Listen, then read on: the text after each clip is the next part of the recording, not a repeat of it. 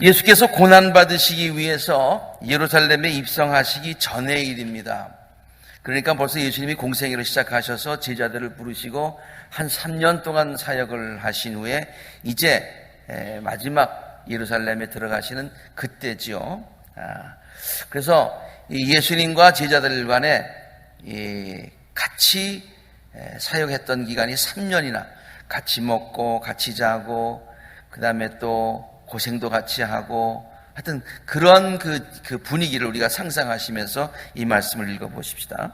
이 말씀을 들으시기 바랍니다. 예수님께서 입성하시기 전에 바로 일인데 그렇게 같이 같이 고생하고 같이 했으니까 얼마나 끈끈하고 서로가 하나가 됐겠어요. 형제 같았겠죠. 가족 같았겠죠. 네. 그런데 이제 예수님께서 예루살렘에 들어가실 바로 그때 분위기는 여러분 예루살렘에 예수님이 들어가실 때 막 호산나 그리고 막 다윗의 왕이요 메시아 오셨다고 막 그러고 그랬잖아요. 그러니까 그때의 분위기는 예수님이 예루살렘에 요번에 입성하시면은 무슨 큰 일이 정말 놀라운 일이 일어나게 되고 예수님은 높임을 받으시고 메시아가 되시고 막 이런 그 기대감에 좀 부풀어 있는 그런 분위기입니다. 예수님의 제자 중에 세베대의 아들들인 야고보와 요한의 어머니가 예수님께 다가가서 예수님께 아주 특별한 부탁을 드립니다. 나이 두 아들들을 선생님의 나라에 이제 예루살렘에 들어가시게 되면 이제 아주 예수님이 높은 자리에 앉으시게 될 텐데 하나는 선생님 오른쪽에 우리나라 말로 표현하면 우의정에 앉혀주시고 하나는 왼쪽에 좌의정에 앉혀주시기를 바랍니다. 그렇게 부탁을 했어요. 또 우스갯소리로 어떤 사람들은 이것을 치맛바람의 원조라고 그렇게 얘기를 하기도 합니다만은 마태복음엔 그렇게 기록되어 있어요. 어머니가 가서 얘기했다. 근데 마가복음에는 조금 다르게 기록되어 있어요. 마가복음에는 야고보와 요한이 그들 자신이 어머니 통하지 않고 직접 예수님께 똑같은 부탁을 드렸던 것으로 기록되어 있습니다. 아무튼 누가 부탁을 드렸던지 간에 이 사실을 안 나머지 10 제자들도 크게 붕괴했어요. 10 제자가 이 말을 듣고 그 두 형제에게 붕괴하였다. 이 붕괴하였다는 얘기를 들으니까 나머지 10 제자는 먼저 못 가서 그렇지 그런 말을 하려는 생각을 다 가지고 있었는데 먼저 저쪽에 선수를 쳐서 어떻게 그럴 수가 있어 그렇게 됐어요. 자, 누가 가서 얘기를 해서 붕괴했다. 이거가 지금 성경에 기록되어 있는데 우리가 그 가운데서 쉽게 짐작할 수 있는 것은 이 일로 인해서 제자들 사이에 분열이 생기기 시작했다는 것을 알 수가 있어요. 옛날에 같이 고생하고 그 다음에 또 어려울 때는 서로가 도와주고 위로하고 하면서 하나가 되었었는데 이제 좋은 일이 앞으로 생길 것이고 높은 자리에 오를 것이다 그러니까 벌써 누가 그거 가지느냐 해가지고 그것 때문에 갈라지기 시작했다고 하는 거예요. 예수님께서 이러한 분위기를 아시고 여러 가지 방법으로 제자들이 하나 될 것을 가르치신다. 지금 이 정황을 그렇게 우리가 한번 상상을 해보고요. 그렇게 하면서 그 이후의 이야기들을 읽어보니까 예수님께서 지금 제자들이 이렇게 마음이 갈라지고 그다음에 또 지금도 서로 이렇게 앞으로 누가 높은 자리에 올라가느냐 거기에 대한 그것 때문에 갈라지는 조짐도 있었지만은 앞으로 실제로 그것이 바뀌어서 높은 자리에 오르는 것이 아니라 이 십자가에 달려 고난을 당하시게 되면은 또 어떤 일들이 일어날까 예수님이 상상하셨을 것 같아요. 가룟 유다는 배반하고 그 다음에 제자들은 도망가고 그랬을 때 나중에 네가 예수님 배반했다 너가 도망갔다 하면서 서로를 비난하게 될 것이고 뭐 이런 여러 가지 생각들을 하시면서 예수님께서 염려하셨던 것은 제자들이 이럴 때일수록 하나가 되어야 되는데 그렇잖아요. 예수님이 십자가에 달려 돌아가신 이후에 승천하신 이후에 이 제자들이 맡아야 될 사명이 얼마나 커요. 혼자 못하잖아요. 그러니까 힘을 합해도 힘들 것인데 갈라지면 안 되잖아요. 그래서 하나가 되어야 될 텐데, 하나가 되어야 될 텐데라는 안타까운 마음을 가지시고 이제 그 이후에 모든 말씀과 행적을 보이셨다는 것을 그런 관점에서 한번 읽어보니까 이게 통하더라고요. 먼저 마태복음 20장에 이렇게 가르쳐 주세요. 너희들끼리는 그래서는 안 된다. 문맥을 봐서 너희들이 싸우면 안 되고 갈라지면 안 되고 서로 높아지려고 시기 질투하면 안 된다. 그러니 너희 사이에서 위대하게 되고자 하는 사람은 누구든지 너희를 섬기는 사람이 되어야 하고 너희 가운데 으뜸이 되고자 하는 사람은 너희의 종이 되어야 한다. 나를 봐라. 인자는 섬김을 받으러 온 것이 아니라 섬기러 왔으며 많은 사람을 위하여 내 목숨까지 내어주려고 하는 그렇게 하기 위해서 내가 온 것 아니냐. 너희는 내 제자 아니냐. 그러나 나를 본받아라. 서로 높아지려고 하면서 갈라지지 말고 서로 섬기면서 하나가 되어라. 그렇게 가르쳐 주신 것이 이러한 정황을 고려해 볼 때 왜 그런 말씀을 하셨는지 이해가 가는다는 거예요. 이 말씀만 하신 것이 아니에요. 그리고 섬김의 본을 직접 보여주셨어요. 마지막 만찬 자리에서 제자들의 발까지 씻어주십니다.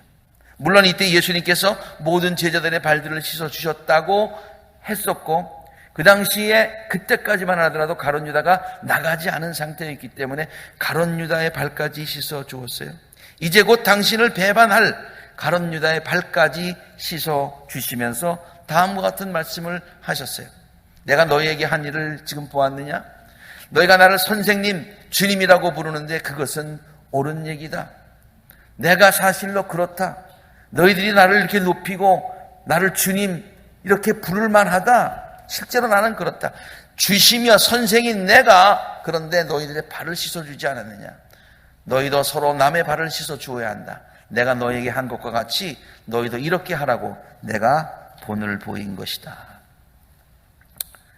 그러면서 이제 마지막 만찬 자리를 또 가지십니다. 마지막 만찬 자리에서 예수님께서는 다 모두를 품어주셨습니다. 조금 아까도 얘기한 가룟 유다까지 품어주십니다.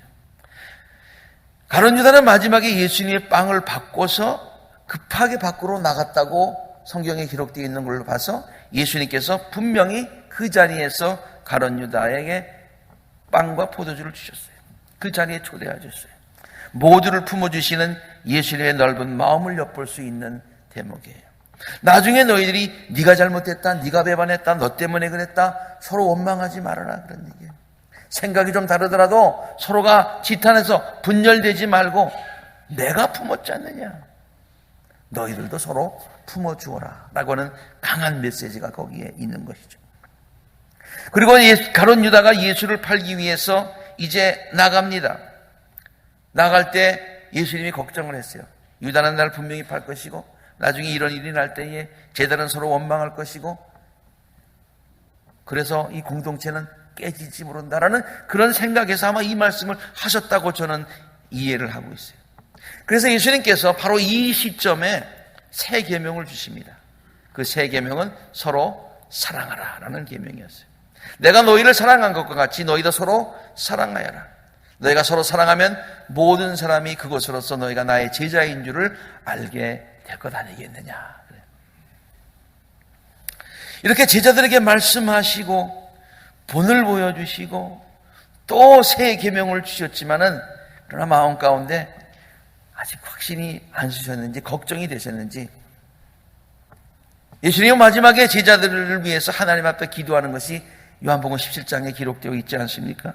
그 기도문 가운데 많은 부분이 제자들이 하나 될 것을 하나님께 간구하는 그런 기도예요.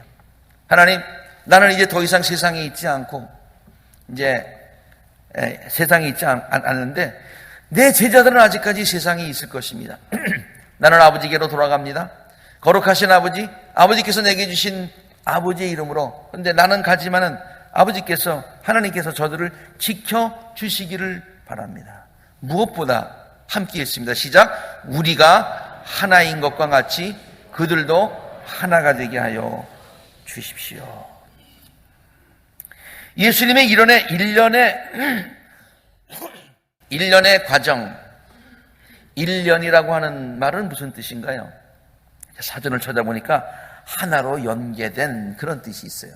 그러니까 예수님께서 지금 이러한 그 제자들이 지금 그 제자들의 공동체가 이렇게 분열되고 또 와해되는 하나가 되지 못하는 이러한 상황 가운데서 그렇지 않게 제자들이 하나 되게 해달라고 하시는 그런 관심을 가지시고 말씀하시고 행동하시고 하는 그 1년, 이게 주관된 하나로 쭉 이끄는 그 맥이 있다는 얘기예요.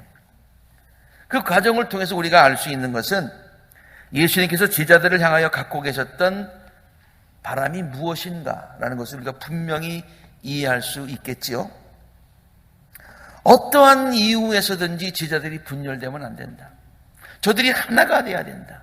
하나님의 사명을 감당하기 위해서 하나가 되어야 된다. 저들이 하나가 되어서 서로 사랑할 때에 많은 사람들이 예수님의 제자인 것을 알게 될 것이 아닌가.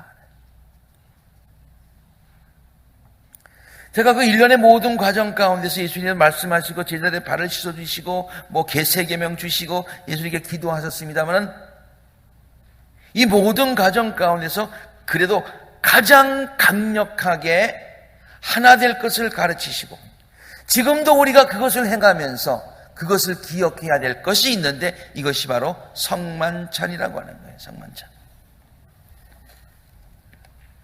빵과 포도주를 제자들에게 나누어 주시면서 예수님께서 이렇게 말씀하시죠. 예수께서 빵을 들어 축복하신 후에 떼어서 그들에게 주며 말씀하십니다. 받아라. 이것은 내 몸이다. 내 몸이다. 또 잔을 들어서 저들에게 주시면서 이것은 나의 피다. My body. 그리고 my blood. 그렇게 했어요. 너희들이 내 몸과 내 피를 지금 함께 나누지 않았느냐? 우리나라 말에 옛날에 있잖아요. 한솥밥을 먹으면 다 한 식구라고 그랬는데 너희들이 내 살을 먹고 내 피를 마셨으니 이제는 한 식구 아니냐? 우리는 하나가 아니냐? 라고 하는 것을 성만찬을 통해서 강하게 가르쳐줘요. 너희들은 내 몸과 내 피를 나는 한 형제다. 제가 거기다가 형제 자매다라고 썼는데 쓰려고 그러다가 우리 남자밖에 없어서 그냥 형제라고만 썼습니다만 그 모든 의미가 다 포함되어 있는 거예요. 성만찬이 무엇입니까? 물론 성경적이고 신학적인 여러 가지 의미들이 많이 있습니다. 오늘 시간 관계상 그 성만찬이 무엇인가 하는 것을 다 설명드릴 수 없지만은 그 중에 중요한 의미가 있다는 거예요. 그 중요한 의미 중에 하나가 바로 뭐냐? 모든 성도들이 하나됨을 경험해야 한다는 것이에요.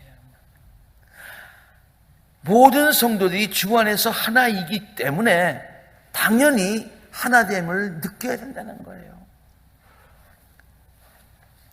그러하게 성만찬 예식 중에 다음과 같은 예문이 있습니다.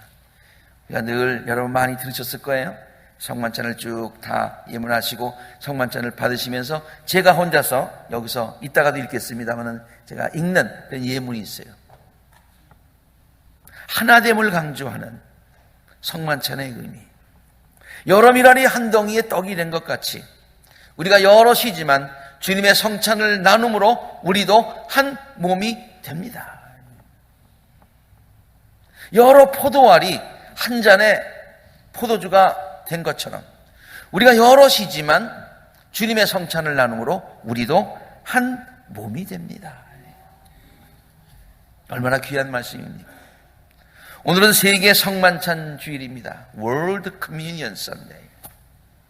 세계가 다 함께, 모든 성도들이 다 함께, 모든 교회가 다 함께 예수님의 한 몸과 한 피를 나눔으로써 한 형제 자매인 것을 깨닫고 확인하는 그와 같은 주일이다. 그런 말씀이에요.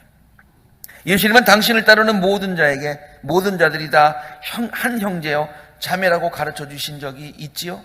마가복음의 말씀이에요. 어머니가 예수님을 찾아갔어요. 누가 내 어머니고 누가 내 형제들이냐? 어떻게 어머님에게 그럴 수가 있느냐? 그런 관점에서 읽으면 안 되겠죠. 예수님께서 그 사건을, 그 모멘트를 통해서 가르쳐 주시고자 하는 메시지가 있었어요.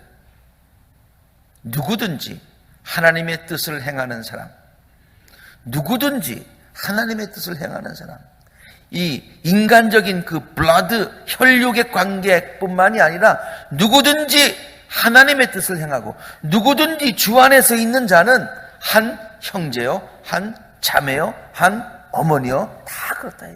가족이다. 그리고 예수님은 그를 믿고 의지하는 모든 사람들을 당신의 만찬에 다 초대해 줬습니다. 그래서 우리는요, 이 성만찬을 모든 사람들이 다 용납받은 성만찬의 자리로 우리는 행하고 있습니다. 어떤 교단에서는 그것이 잘못됐다 잘했다를 제가 좀 얘기하고 있는 것이 아니라 그저 그냥 행해지는 현상만 말씀드리면은, 우리 감리교에서는요, 다른 교단도 그렇게 하는 교단이 있어요. 장로교도 마찬가지고. 그래서 이렇게 세례를 받았건 세례를 받지 않았건 어린아이건 어른이건 그 의미를 잘 알지 못하는 어린아이들에게도 성만찬을 베풀어줘요. 왜? 주님께서 초대하셔 주셨으니까. 이것은 내 자격으로 받는 것이 아니라 은혜의 자리니까. 그런데 어느 교단에서는 꼭 세례를 받은 자들에게만, 그것도 유아 세례가 아니라 세례를 받은 자들에게만 베푸는 그런 경우가 있죠. 물론 그 성만찬을 대하는 그 진지한 마음으로 대해야 된다, 그 정신은 우리가 나쁜 것은 아닙니다만은 좀 이렇게 다른 관점에서, 은혜의 관점에서 모두를 초대하시는 본래는 예수님의 마음은 모든 자들을 초대하시는 것이었다라고 이해하면 되겠습니다. 그래서 이 세계 성만찬 주일에 가톨릭 신자도 개신교 신자도 함께 성만찬을 나눕니다. 순고문 교회 신자도 감리교인들도 침례교인들도 장로교인들도 함께 성만찬을 나눕니다. 그렇다고 해가지고 이단까지 다 품어라, 그런 얘기는 아니에요. 부자 교인도 가난한 교인도 함께 성만찬을 나눕니다. 많이 배운 사람들도 그렇지 못한 사람들도 함께 성만찬을 나눕니다. 흑인도 백인도 함께 성만찬을 나눕니다. 한국 사람도 히스패닉도 함께 성찬을 나눕니다. 믿음이 좋은 교인도 믿음이 좀 부족한 사람들도 함께 성만찬을 나눕니다. 세례를 받은 사람도 세례를 아직까지 받지 못한 사람도 주님께서 다 초대하여 주셨습니다. 믿음 생활의 연조가 짧은 사람도 믿음 생활의 연조가 깊은 사람들도 함께 성만찬을 나누지요. 경건한 교인들도 또 죄와 허물이 많은 교인들도 함께 성만찬을 나눕니다. 이것은 예수님께서 성만찬에 우리 모두를 초대하여 주셨기 때문이고요. 모두를 품는 마음, 모두에게 열린 마음, 모두를 품는 마음, 모두에게 열린 마음. 그렇다고 제가 조금 아까 말씀드렸듯이 이단까지 품으라는 얘기는 아니고요. 지금 우리 그런 얘기하고 있는 건 아니잖아요. 모두를 품는 열린 마음, 따뜻한 마음, 풍성한 마음, 이것이 바로 예수님께서 우리들에게 보여주시고 가르쳐 주셨던 성만찬의 중요한 의미라고 하는 것이죠. 저는 요한계시록에 나오는 한 장면을 매우 좋아합니다. 이것이 바로 오늘 우리가 함께 읽은 본문 말씀인데요. 아주 그냥 생동감 있게 읽어주셔서 귀에 쏙쏙 들어오게 그 장면이 상상이 가네요. 그것은요, 모든 세계 모든 민족들이 어린 양 앞에서 다 함께 예배를 드리는 장면입니다. 사도 요한이 마지막 때에 되어질 것을 환상으로 하나님께서 보여주셔서 그것을 보고 요한계시록이 기록하고 있는데, 보니까 거기는 모든 민족의 사람들이, 이스라엘 사람들만이 아니에요.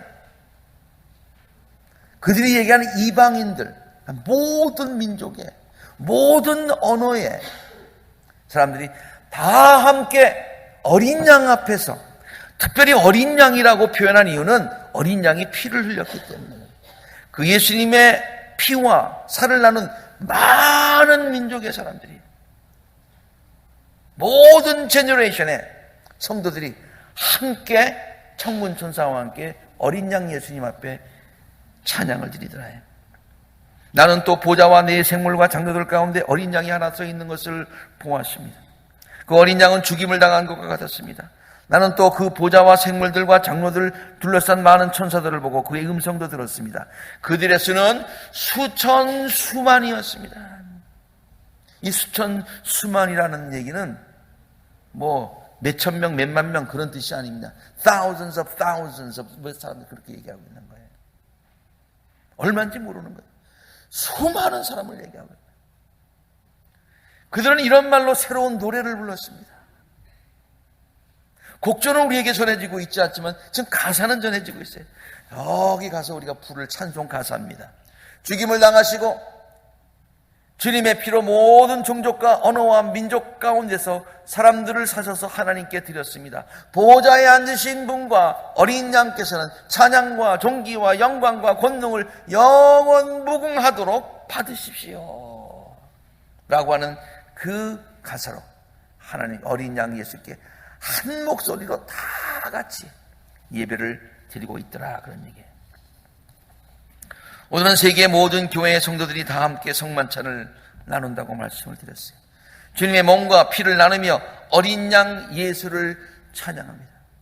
그 모습이 하늘나라에서 함께 드리는 것을 지금 이 땅에서 우리가 지금 그림자처럼 예행 연습을 하고 있는 거예요. 그리스도께서 피로 값지시고 사신 모든 성도들이 마지막 날에 다 함께 하나님 앞에서 예배를 드리는 감격을 이 세상에서 미리 맛보는 것이다. 미리 맛보는 것이다. 이 세계 성만찬 주일의 의미가 그것입니다. 1부 예배 때는 불렀는데 2부 예배 때는 제가 시간상 부르진 않았습니다만 찬송가 228장의 특별히 4절 가사를 우리가 보니까요, 바로 이 모습이 떠오르는 거예요. 한번 같이 불러봅시다.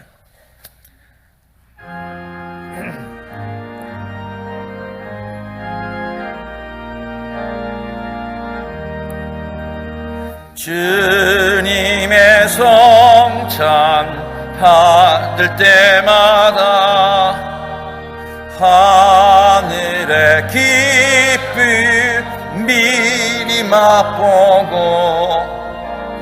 어린 양 잔치 참내함같이 영원한 복을 내가 누리리.